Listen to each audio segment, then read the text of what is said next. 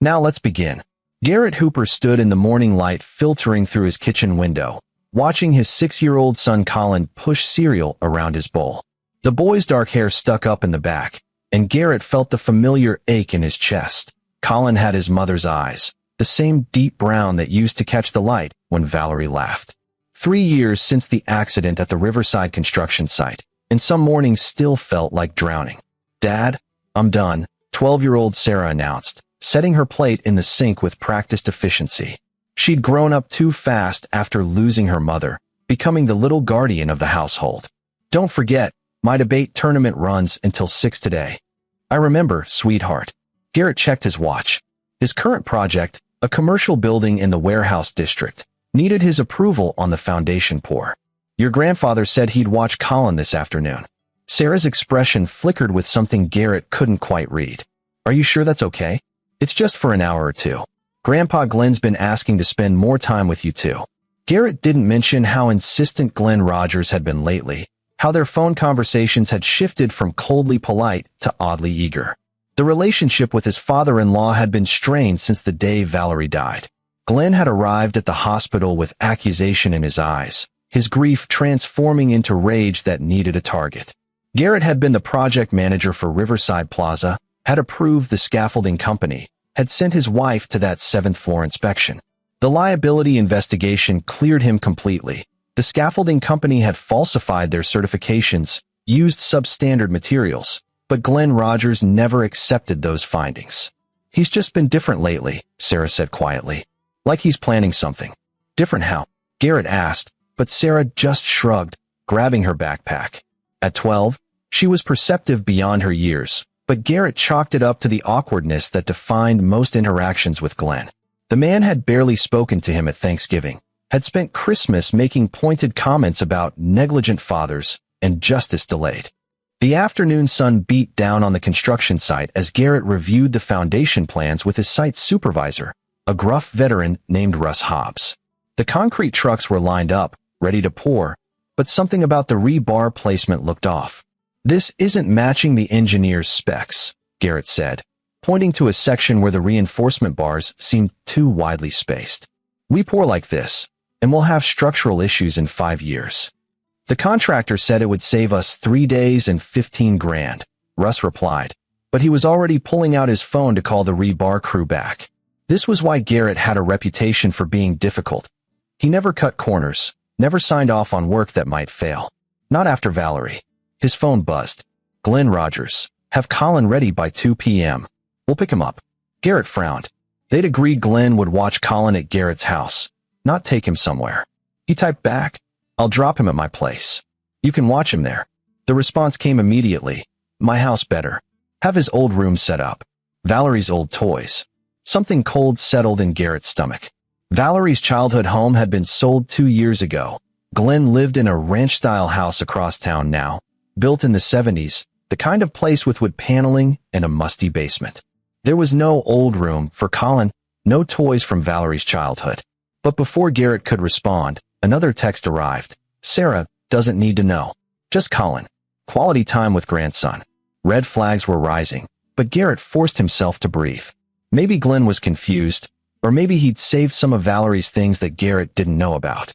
The old man was 62, still sharp, but grief did strange things to people.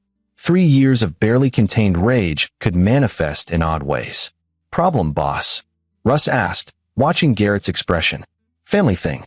My father-in-law wants to take Colin for the afternoon." "The one who blamed you for the Riverside incident." Russ knew the whole story. Everyone in the construction community did. "You sure that's smart?" "He's been trying to reconnect. Maybe he's finally working through his grief." Even as Garrett said it, he didn't quite believe it. But what was the alternative? Deny a grandfather access to his grandson because of a vague feeling of unease? At 2 o'clock, Garrett pulled up to his 2-story colonial in the suburbs, Colin chattering about his day at first grade. Glenn's white pickup was already in the driveway, and the old man stood on the porch, hands in his jacket pockets. He'd lost weight since Valerie's death, his face more angular, eyes harder. "Colin, my boy." Glenn's smile looked practiced, like he'd rehearsed it in a mirror. "Ready for an adventure with Grandpa?" Colin hesitated, pressing against Garrett's leg. "Where are we going?" "My house." I've got a surprise for you. Glenn's eyes flicked to Garrett. Have him back by 7. That work? I thought you were watching him here, Garrett said carefully. Change of plans. Come on. Garrett, you don't trust me with my own grandson. The edge in Glenn's voice was sharp enough to cut. Or are you going to take him away from me like you took my daughter? The words hung in the air between them. Colin looked up at Garrett with confused eyes, and Garrett made a decision he'd regret for the rest of his life. 7 o'clock, Glenn. Not a minute later. Bye, buddy. Be good for Grandpa. Garrett watched Colin climb into Glenn's truck, that cold feeling in his stomach growing stronger. He pulled out his phone and texted Sarah. How's the tournament? Semifinals, came the immediate reply. We're crushing it. Colin with Grandpa Glenn. Yeah, call me when you're done. Garrett drove back to the site, but he couldn't focus. Russ noticed him checking his phone every few minutes, finally suggesting he head home early. Foundation's not pouring until tomorrow anyway. Go be with your kids. The sun was starting to set when Garrett's phone exploded with sound. Sarah's name flashed on the screen, but before he could even say hello, her voice came through broken and terrified. Dad, you need to come home right now. She was sobbing, words tumbling over each other. Grandpa Glenn. He took Colin. He's doing something horrible. Garrett's blood turned to ice. Sarah, slow down. Where are you? I came home early. Won the tournament. Dad, I'm at Grandpa's house and he's... Oh God, he's mixing cement. Dad, he put Colin in the wall. The world tilted sideways. What? He's bricking him in. He's built a wall and Colin's inside it. And he's crying, and I can only see his eyes through a hole, and Grandpa has a trowel, and he's... Dad, please hurry. Garrett was already running to his truck, phone pressed to his ear. Sarah, listen to me. Get out of that house right now. Run to the neighbors. Call 911. I tried. Grandpa locked all the doors and took my phone. I found Mom's old phone in a drawer, but it only works on Wi-Fi. Dad, he's putting another brick up, Colin's screaming. I'm coming, baby girl. I'm 5 minutes away. Keep talking to me. Garrett's truck roared to life, tires squealing as he reversed out of the parking space. Glenn's house was across town, normally a 15-minute drive. He'd make it in 5 if he had to drive on the sidewalk. He did. The truck jumped the curb twice, nearly clipped a mailbox, and Garrett's world had narrowed to a single point. His 6-year-old son trapped in a wall while his grandfather, his own grandfather, sealed him in with bricks and mortar.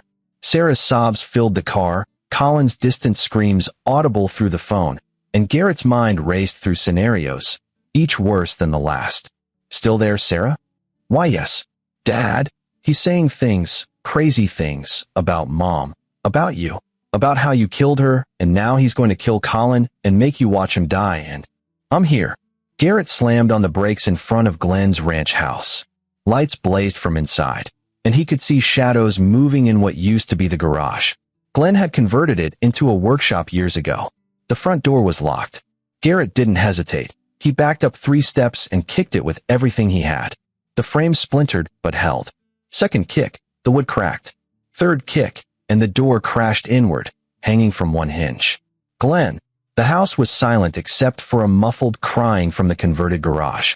Garrett ran through the living room, past Valerie's old photos still hanging on the walls, past the furniture he remembered from Sunday dinners when his wife was alive. The garage door was locked from the inside. He put his shoulder into it. Once, twice, 3 times. The lock gave way with a crack, and Garrett stumbled into a scene from a nightmare. Glenn Rogers stood in the middle of the garage, which he'd transformed into a macabre construction site.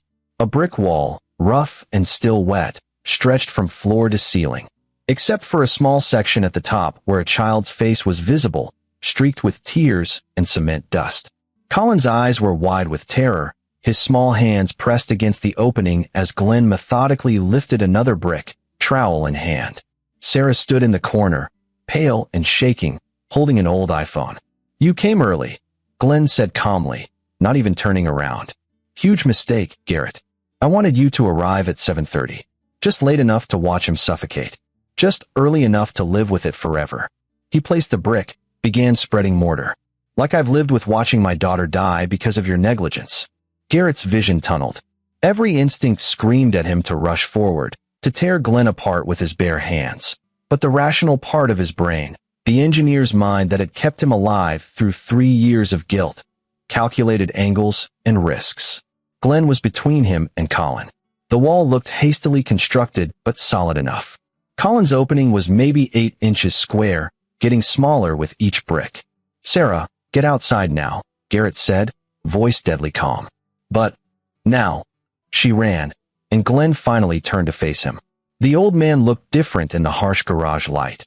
Eyes too bright, smile too wide, the expression of someone who'd crossed a line that couldn't be uncrossed. "Did you know," Glenn said conversationally, placing another brick, "that a child Colin's age can survive in a small space for about 3 to 4 hours before oxygen deprivation causes brain damage? I researched it extensively. Built this wall over the past month, during my therapy sessions. Nobody questioned why I was buying bricks and mortar." Garrett's hands clenched into fists, but he forced himself to stay still, to think. The wall was maybe 4 feet by 6 feet, crude mortar work, bricks stacked without proper reinforcement. The engineer in him cataloged structural weaknesses even as fury threatened to overwhelm reason. "You blame me for 3 years, Garrett said, taking a step forward. "But this is on you, Glenn. This is your choice." "My choice?" Glenn's laugh was brittle, breaking. "You sent my daughter to that death trap.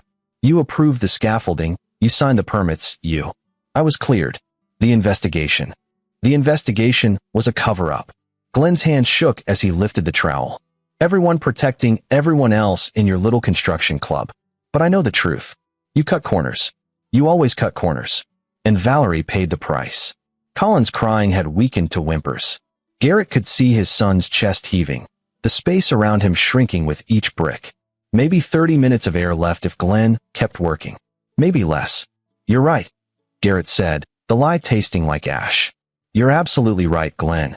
The old man paused, trowel halfway to the wall. "I did cut corners on that project," Garrett continued, moving another step closer. "I approved that scaffolding company because they were cheap. I sent Valerie up there because I was too much of a coward to go myself." Each word was calculated, designed to draw Glenn's attention, to keep him talking instead of building. "You want to punish me? Fine. Let Colin go and I'll turn myself in. I'll confess to everything." Glenn's eyes narrowed. "You think I'm stupid? You'll say anything to save your son. Then what's the point?" Garrett spread his hands, taking another step. He was maybe 8 feet away now. "If you kill Colin, I'll kill you. Right here, right now. And then both our families are destroyed. Is that what Valerie would have wanted? Don't you dare say her name." Glenn's voice cracked, and for a moment, Garrett saw the broken father underneath the madness. A man who'd lost his only child and spent 3 years drowning in grief and rage with nowhere to put it. But that moment of sympathy vanished when Glenn turned back to the wall and lifted another brick.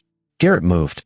He covered the 8 feet in 3 strides, grabbing Glenn's wrist before the brick could connect with the wall. The trowel clattered to the floor as both men struggled. Glenn surprisingly strong for his age, fueled by adrenaline and insanity. "Get off me!" Glenn swung wildly, connecting with Garrett's jaw. Stars exploded in Garrett's vision, but he held on, twisting the old man's arm until Glenn gasped in pain. They crashed into a workbench, tools scattering. Glenn's hand closed around a hammer, and Garrett barely blocked the swing aimed at his head. The hammer glanced off his shoulder, sending pain lancing down his arm, but he used the momentum to drive Glenn backward into the wall. The brick wall, still wet, unstable. The impact sent cracks spiderwebbing through the mortar. Bricks shifted, and Colin screamed as his small, breathing hole started to crumble. Garrett's heart lurched. He'd just made everything worse. Glenn laughed, blood trickling from his split lip. "See? You destroy everything you touch. Just like you destroyed my daughter." But Garrett had stopped listening. His eyes were on the wall, on the structural failure he'd just caused. The bricks in the top section were loose now, mortar not set, the whole thing unstable because Glenn had rushed the job, hadn't used proper technique, hadn't let lower courses set before building higher. All the weaknesses Garrett had cataloged in those first seconds came flooding back. He released Glenn and grabbed the workbench, dragging it toward the wall. "What are you, no?" Glenn tried to stop him, but Garrett shoved him aside with enough force to send the old man sprawling. He climbed onto the workbench, reaching for the loose bricks around Colin's opening, pulling them free one by one. They came away easily, mortar still wet, crumbling under his fingers. "Colin, cover your face." Garrett tore at the wall, bricks falling around him. Glenn was screaming something, scrambling to his feet, but Garrett was operating on pure instinct now. The instinct that had made him a good father, a careful engineer, a man who checked and double-checked, because he'd already lost too much to negligence and chance. The opening widened. Garrett could see Colin now, huddled in a space barely 3 feet by 2 feet, face covered in cement, dust, and tears. He reached in, grabbing his son under the arms, pulling him free as more bricks tumbled down. Colin was sobbing, gasping, clinging to Garrett's neck with desperate strength. Garrett held him tight, jumping down from the workbench just as Glenn charged at them with the hammer raised high. The old man was beyond reason now, beyond anything but rage. Garrett turned, shielding Colin with his body, and felt the hammer connect with his back. Pain exploded along his spine, but he stayed on his feet, stumbling toward the door. "Dad," Sarah's voice from outside. "I called 911. They're coming." Glenn froze, the hammer dropping from his hand. The sound of approaching sirens filtered through the broken front door, and something in the old man's face crumpled. He looked at Garrett, at Colin crying against his father's shoulder, and his expression shifted from rage to despair. "I just wanted her back," Glenn whispered. "I just wanted my little girl back." Then he turned and ran for the back door. Garrett wanted to chase him, wanted to make him pay for every second of terror Colin had just experienced. But his son was shaking in his arms, and Sarah was running toward them through the garage door, and the sirens were getting louder. He held his children as police cars screeched to a stop outside, as officers rushed in with weapons drawn, as paramedics checked Colin for injuries. The boy was physically fine, some scrapes, shallow breathing from the confined space, but nothing permanent. The psychological damage would take longer to assess. Glenn Rogers was found 3 hours later in Riverside Plaza, the construction site where his daughter had died. He was standing on the 7th floor of the unfinished building, on the edge where the scaffolding had collapsed 3 years ago. Police tried to talk him down, but Glenn stepped backward into empty air, and that was the end of that story. Or it should have been. The funeral was small. Just Garrett, Colin, Sarah, and Glenn's younger brother Louis Rogers, who'd driven in from Nevada looking shell-shocked. Louis was everything Glenn wasn't, soft-spoken, reasonable, horrified by what his brother had done. "I knew he was struggling," Louis said at the wake, nursing a coffee in Garrett's living room. "After Valerie died, he stopped returning calls. When I visited last Christmas, he'd turned Valerie's old room into a shrine. Photos everywhere, her clothes still in the closet. I thought it was just grief." "It was grief," Garrett said quietly. "Just the kind that turned into something else." Colin was upstairs with a trauma counselor Sarah had found online, the third one they'd tried. The first 2 had seemed too clinical, too detached. This one, a kind woman named Amy Foley, actually got through to him, getting Colin to talk about the dark box Grandpa had put him in. Sarah sat next to Garrett on the couch, her 12-year-old face too serious, too knowing. She'd saved her brother's life by calling Garrett, but she'd also witnessed her grandfather's complete breakdown. "Some things you don't unsee. There's something you should know," Louis said, setting down his coffee. "I've been going through Glenn's house, had to clear it out for the estate. Found some things in his basement. Journals, mostly. Plans." Garrett's skin prickled. "Plans for what?" "For Colin. He'd been planning this for months, maybe longer. The journals go back almost 2 years. Started with fantasies about making you suffer like he was suffering. Progressed into actual logistics, how to build the wall, what materials to use, how long a child could survive in a confined space." Louis pulled out a leather-bound notebook, hands shaking. "But there's more. Glenn wasn't just planning to wall Colin up. That was just the beginning." The notebook was filled with Glenn's neat handwriting, pages and pages of calculations and diagrams. Garrett flipped through them, his stomach turning with each page. There were blueprints for the wall, yes, but also detailed plans for what came after. Glenn had intended to keep Colin in the wall just long enough to cause permanent psychological damage, but not death. Then he was going to pull him out, call the police, and claim Garrett had done it. He'd set up a whole false trail. Text messages he'd planned to send from Garrett's phone. He had Garrett's passwords from years ago when Valerie was alive. Security footage he'd disabled and planned to re-enable at specific times. Even a storage unit filled with construction materials registered under Garrett's name. He was going to frame you, Lewis said unnecessarily.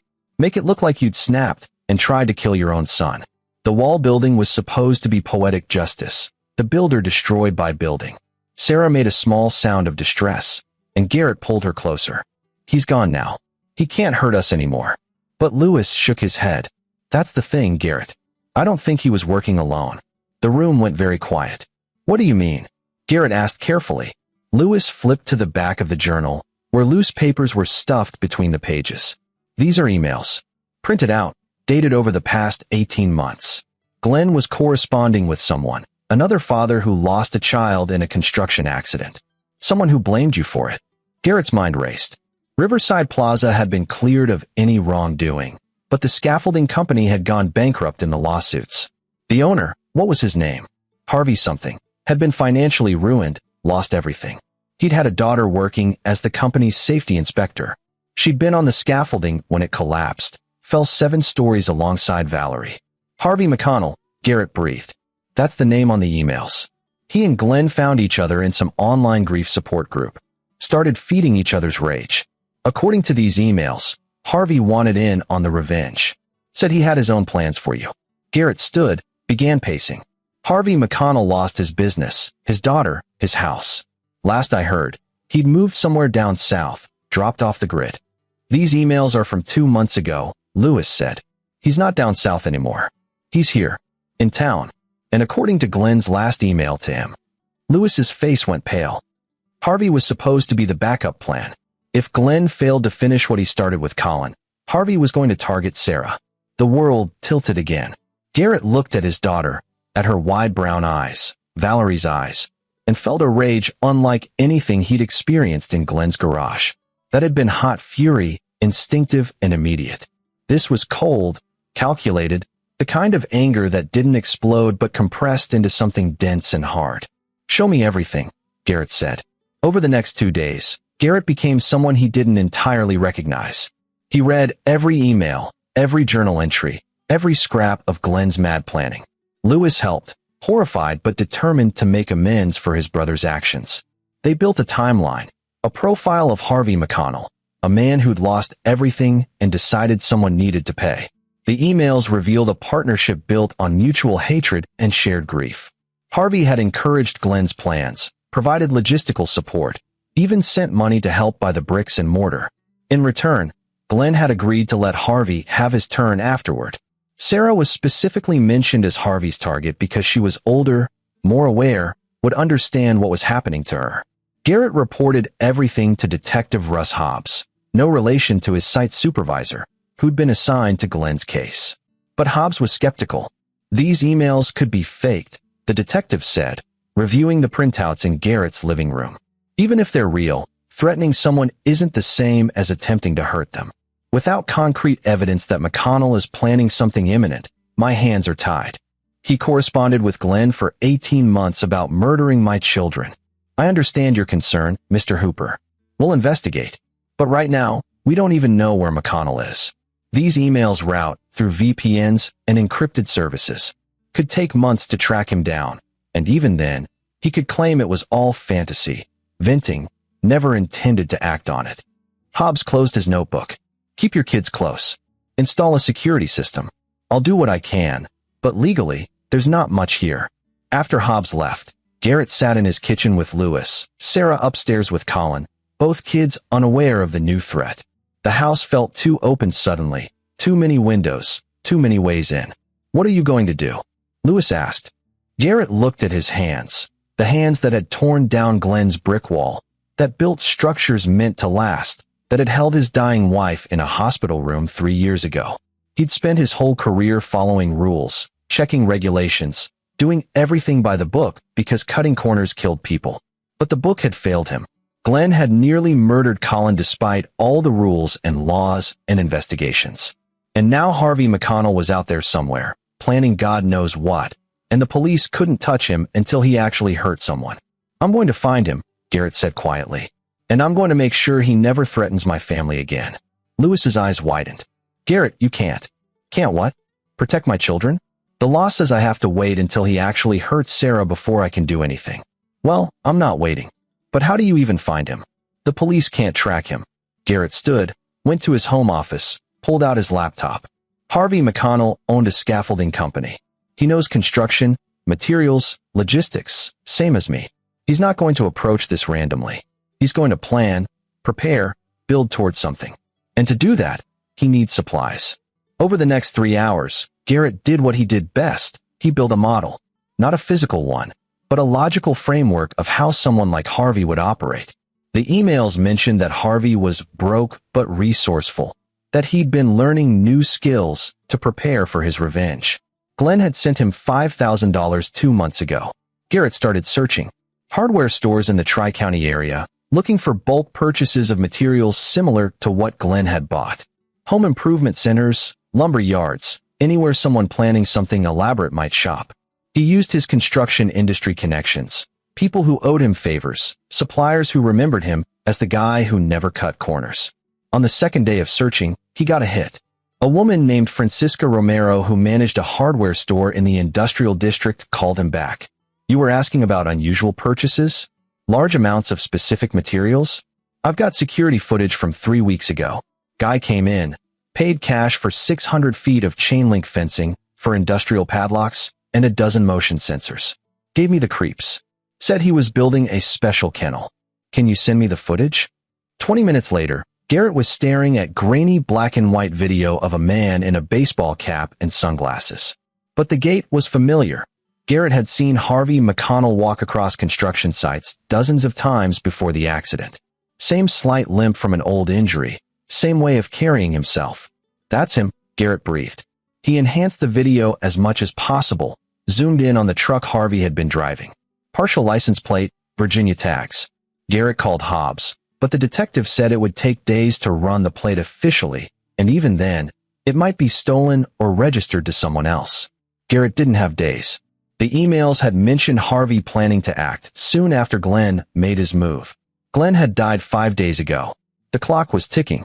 So Garrett took a page from Harvey's own book. He went hunting. The industrial district where Francisca's hardware store was located covered maybe 15 square miles of warehouses, abandoned buildings, and self-storage facilities. A lot of places someone could hide while planning something terrible. Garrett drove through it methodically, looking for anything out of place, specifically, looking for Virginia plates, for trucks matching the one in the footage. On the third pass-through, he found it. An old moving truck, same make and model as the one in the video, parked behind a condemned warehouse on the east side of the district. Virginia plates. Garrett pulled over 2 blocks away, got out, approached on foot. The warehouse had been empty for years, scheduled for demolition that kept getting delayed. Chain link fence surrounded it, but someone had cut through the back section, fresh cuts, recent. Garrett slipped through, moving quietly, every sense alert. Inside the warehouse, the main floor was empty concrete and rust, but Garrett heard sounds from below, the basement level. He found the stairs, descended into darkness, using his phone's flashlight to navigate. What he found made his blood run cold. Harvey McConnell had built a trap. Not a wall like Glenn's, but something more elaborate. A cage made of chain link fencing, maybe 8 feet by 8 feet, with motion sensors attached to the corners. Inside the cage was a chair, restraints hanging from the armrests. On a workbench nearby, tools were laid out with surgical precision, pliers, blowtorch, knives, a camera on a tripod, and photographs, dozens of them, tacked to a corkboard.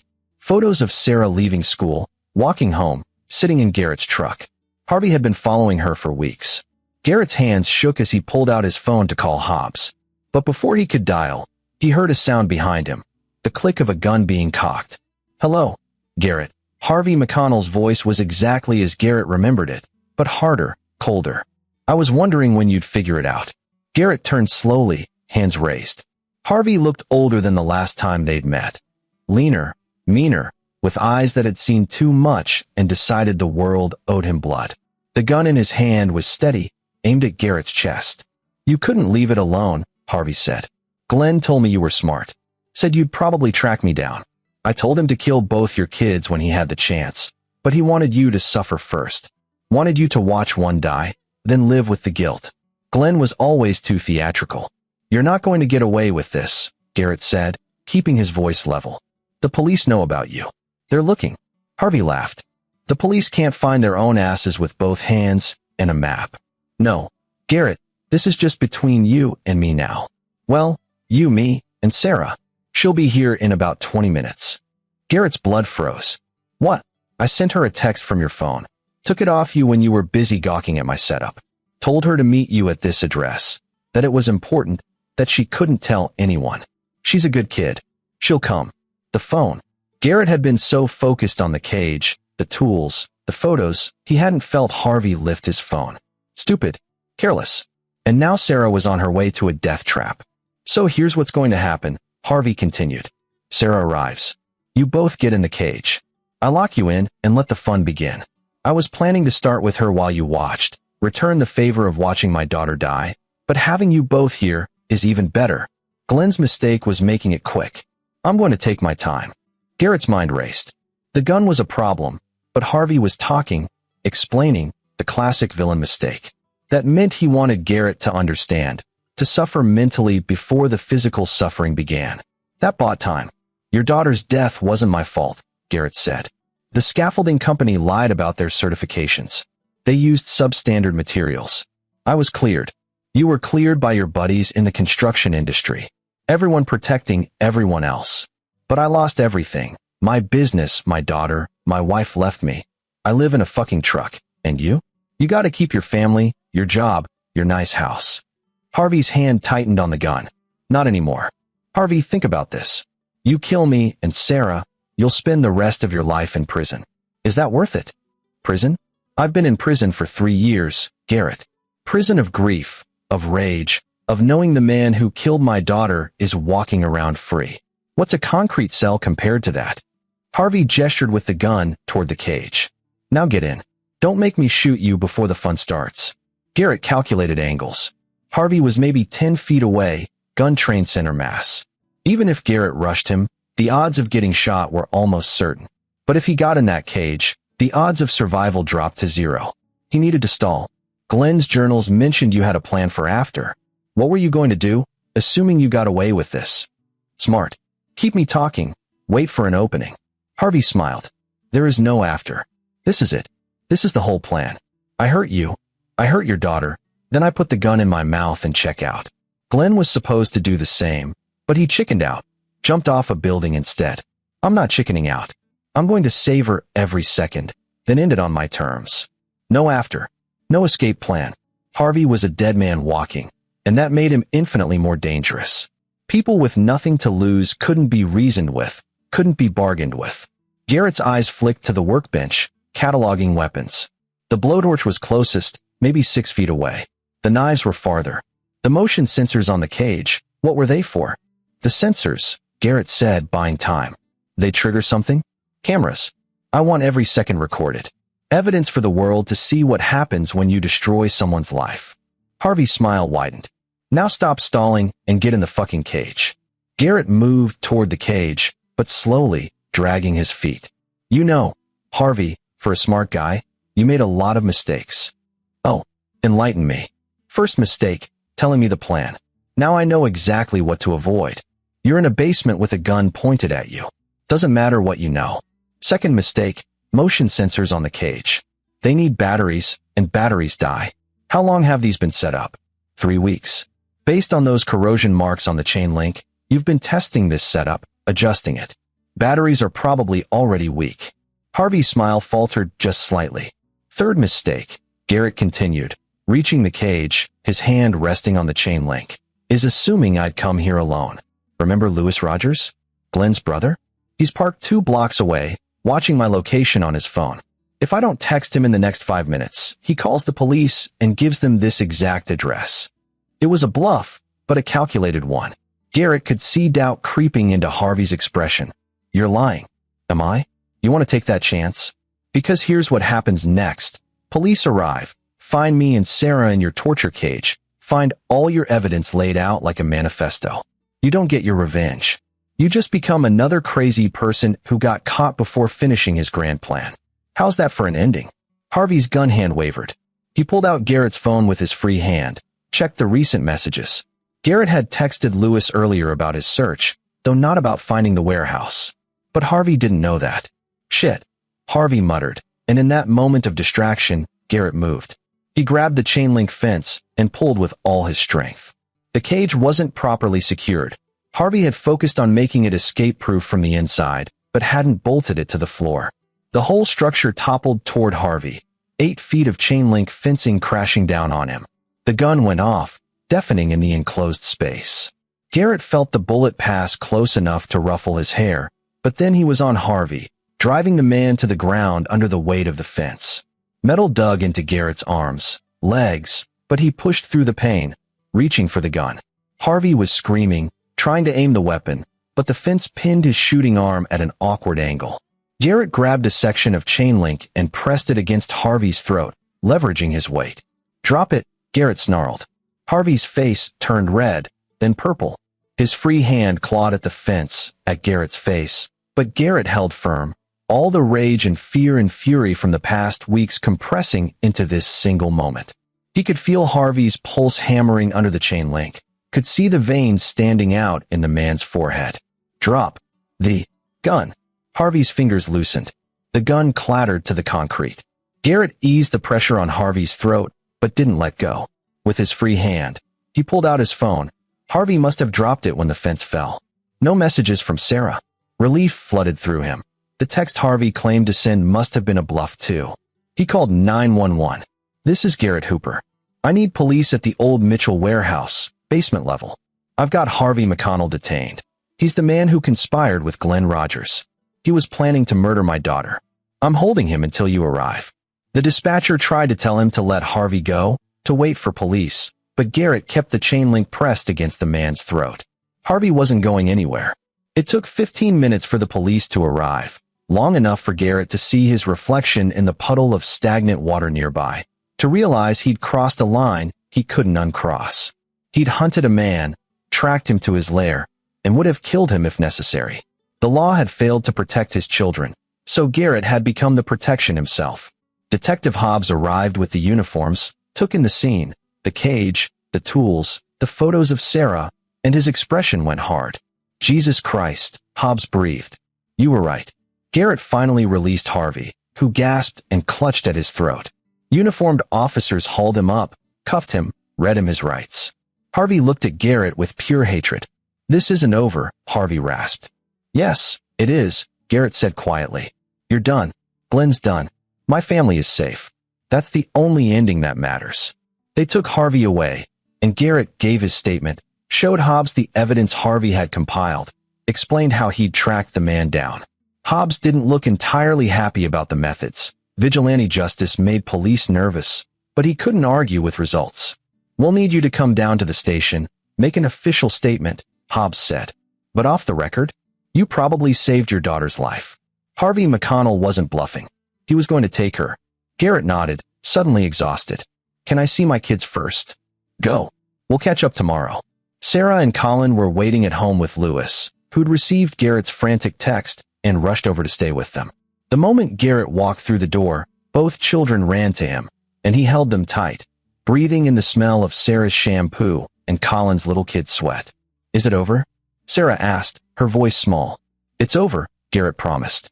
"You're safe. Both of you." That night, after Colin finally fell asleep and Sarah retreated to her room, Garrett sat with Lewis in the kitchen, drinking coffee that had gone cold an hour ago. "Harvey will go to prison," Lewis said. "Conspiracy, attempted murder, probably more charges. He'll never see the outside again." "Good." Garrett stared into his cup. "Glenn and Harvey, they both lost children in that accident. I get the grief, the rage. But they chose to channel it into hurting innocent people. That's on them. What about you?" Lewis asked gently. "What are you going to do now?" Garrett thought about it. His construction career would continue. He was good at his job, meticulous and careful. His kids would heal, with time and therapy. The house would feel safer once he installed the security system he should have installed years ago. But something had changed in him. He'd tracked down a killer, held a man's life in his hands, made a choice to be the protector when the system failed. That wasn't something you came back from unchanged. "I'm going to be there for my kids," Garrett said finally. "And I'm going to make sure no one ever hurts them again." Lewis nodded, understanding. They sat in silence for a while. Two men who'd both lost people they loved. who'd both been touched by the madness that grief could become. Outside, the city lights glittered in the darkness. Inside, Sarah and Colin slept soundly in their beds, safe behind locked doors, and a father who would burn down the world before he let anyone hurt them again. The nightmare was over, but the lessons remained. 2 months later, Garrett stood in the office of his construction firm, reviewing plans for a new project. His partner, Russ Hobbs, the site supervisor, not the detective, was explaining some concerns about the foundation work. "These specs look over-engineered," Russ said, pointing to the reinforcement bars. "We could save money by—" "No," Garrett said firmly. "We build it right, or we don't build it at all. I'm not cutting corners. Not ever." Russ nodded, didn't argue. Everyone in the company knew what had happened with Glenn and Harvey, though they didn't talk about it much. Garrett had become something of a legend in the construction community, the man who'd survived 2 revenge plots and come out stronger. But Garrett didn't feel legendary. He felt tired, watchful, always looking over his shoulder for the next threat. Post-traumatic stress, Dr. Amy Foley had explained. Perfectly normal after what he'd been through. Sarah was doing better. She'd returned to her debate team, won a regional tournament, and was already talking about college even though she was only 12. Colin still had nightmares about the wall, but they were getting less frequent. Dr. Foley said both kids would be okay, given time. Time. That was the one thing Garrett had now that Harvey was behind bars and Glenn was dead. Time to heal, to rebuild, to be the father his children needed. His phone buzzed. A text from Sarah. "Dad, debate tournament this weekend. You coming?" He smiled and typed back, "Wouldn't miss it." Outside his office window, the city sprawled in all its messy, complicated glory. Construction sites everywhere, buildings going up, buildings coming down, the constant cycle of creation and destruction that defined urban life. Garrett had been part of that cycle for years, building things that would last, that would shelter people, that would stand against time and weather. Now he'd built something else, a wall around his family, not made of bricks and mortar, but of vigilance, of determination, of the absolute certainty that he would never again let anyone hurt his children. Some walls were meant to trap. Some walls were meant to protect. Garrett Hooper had learned the difference, and he would never forget it. This is where our story comes to an end. Share your thoughts in the comments section. Thanks for your time. If you enjoy this story, please subscribe to this channel. Click on the video you see on the screen, and I will see you there.